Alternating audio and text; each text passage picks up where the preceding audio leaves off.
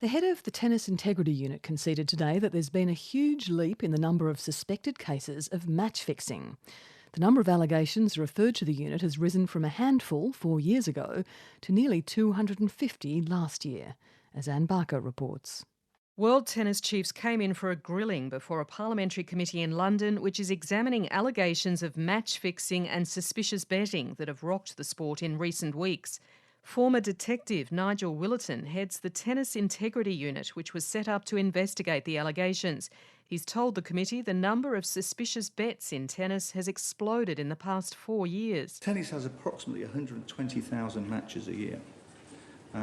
Last year, we had a total of 246 alerts, which is a very small percentage on the number of matches. So it's far too many as far as tennis is concerned, and that's why we do have an integrity unit. That's an increase from just 14 alerts in 2012 and 46 the following year, although the explosion in new cases wasn't necessarily proof, he said, of match fixing. You are innocent until proven guilty.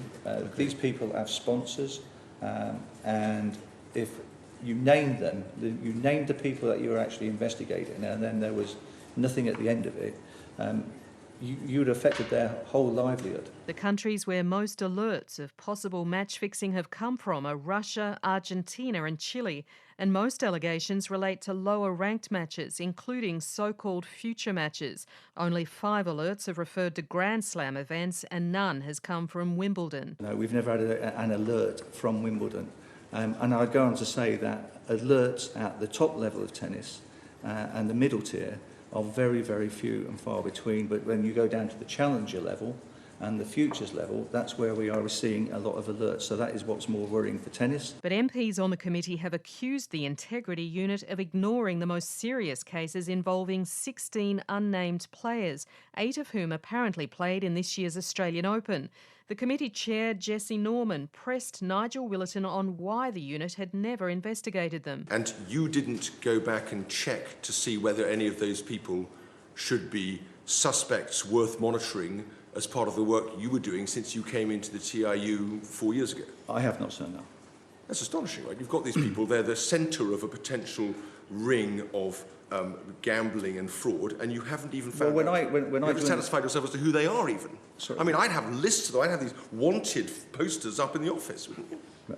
The director in charge at the time would have looked at that material, and he would have made a decision as to whether those warranted any further investigation. He did not make that choice. Now, whether it was right or wrong of me to go and look at those 16 names, I haven't done so. The tennis boss denied he was ignoring allegations of corruption and said his team was struggling with the workload. It needed a bigger budget and more resources to deal with the magnitude of cases. One MP described the Integrity Unit as a fig leaf, covering up a huge problem in tennis.